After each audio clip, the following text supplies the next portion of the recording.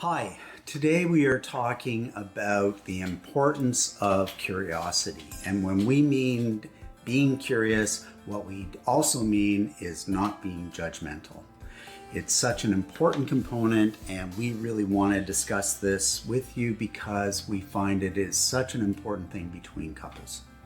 Yes, and curiosity it's a skill in essence. It's a skill that we can use almost as though it is a tool to bridge between two human beings in your coupleship. So to be able to cross over into the world of the other, find out more about what's going on in their world, their inner story, curiosity is a great way to get there. Yeah. And when you do that, when you're actually being curious, it's almost impossibly judgmental at the same time. What you're able to do is stop that sense of coming up with some assumptions that you have of your partner.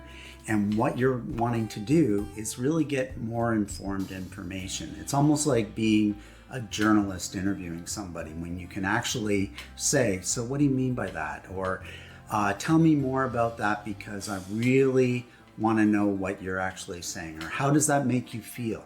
All those questions really are very, very helpful and make it so that you can have a much more enriched understanding about where your partner is coming from. I was thinking about how you said it wasn't, it's like the antithesis to judgment. Yeah. And also to reactivity. And judgment is one of the ways that we're reactive. We are reactive. Yeah. So it's very hard to hold space for curiosity and reactivity at the same time. Mm-hmm. Yeah. And, one of the things is we have a very difficult time culturally with this in some respects because, in the way in which our culture has developed, we make quick decisions. And one of the things that happens when we make quick decisions is that we form judgments very quickly. And they can be mistaken, and more often than not they are. Yeah, very much so. And so what we're wanting to do is recognize that, it's okay to ask questions. It's going to provide more information about your partner. And what the key is, in some respects, is making your partner feel really comfortable and saying, it's okay. I'm not going to actually, sort of join with you and sort of saying something that might shame you or whatever. What I'm really looking for is information because I really want to understand where you're coming from. And when we've been together in a long-term relationship for a long time, we are more likely to have formed a belief system that we already know our partner as well as we're going to get to know them. I know you really well. We've been together a really long time. Probably going to respond this way to this thing. And that is living into that assumptiveness that you're talking about. But what if you really don't know your partner? What if there's a kind of wonderment? Who is this other human being? What are they really like? What might I not know about them, about their process, about their thinking? So it's, in addition to being perhaps detective-like or journalistic, I like that, also childlike, wondering, open, not knowing what else could be beneath the surface. And then in dialogue and in conversation, deepening your questions, using your curiosity and wonderment to go deeper together. Mm-hmm.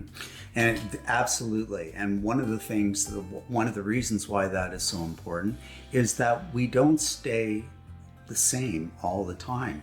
We are evolving. We are growing as individuals. And what that means is our relationships have to grow in the same way. And the only way we can grow together is by communicating and discussing, or for people using Imago, dialoguing, and finding out more information, gathering an understanding as how your partner is changing, what values they have that might be, altering slightly or modifying as they age, or as you're together longer, or as you have children.